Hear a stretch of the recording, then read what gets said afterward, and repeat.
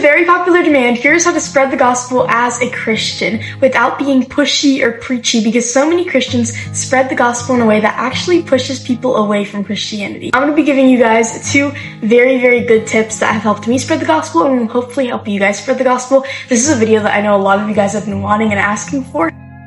My first tip for spreading the gospel is that your message should not be convert to Christianity. Instead, it should be, here is my faith and how Jesus saved me. This makes the world of difference, and I'm going to tell you why. A lot of people make a really big mistake when they think that they just need to preach the gospel to people in a very rehearsed way, in a very religious, churchy way. Now, while we don't want to sugarcoat anything about Christianity, it can be very shocking or overwhelming to non-believers to just immediately present them with religious things. Because after all, true Christianity isn't about any of the religious stuff, it's just about knowing Jesus and having a relationship with him.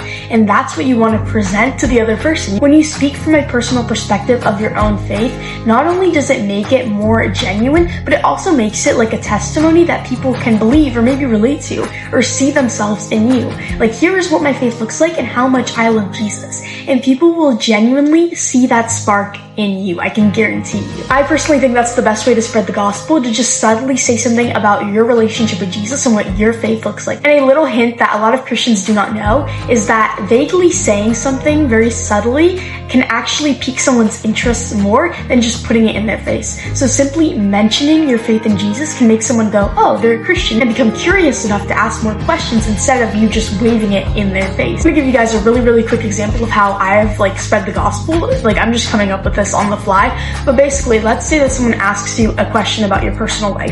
That is a great opportunity to talk about Jesus from a genuine perspective. So basically, let's say someone says, okay, what do you do when you get home from school? You're gonna be like, okay, well, what do? I get a snack, I read my Bible, I pray, and then I watch TV a little bit, and then I go to the gym. You're gonna tell them that, and they're gonna be super interested about your faith. They're gonna be like, oh, you're a Christian. This is not you waving it in their face, but this is just you lovingly and gently bringing it up enough so that it can make them curious. That can truly inspire someone better than any type of monotone preaching can. Second and last really quick tip on spreading the gospel and just evangelizing is that you should be always loving and gentle, exceedingly loving, just like Jesus. A really big issue is that so many people are too rough and they do not realize that some people have mistaken views on Christianity. Some people have been hurt by the church. Some people don't even know anything about religion. Some people don't even know about Jesus, right? So you want to be as gentle and as loving as possible, the same way that Jesus was.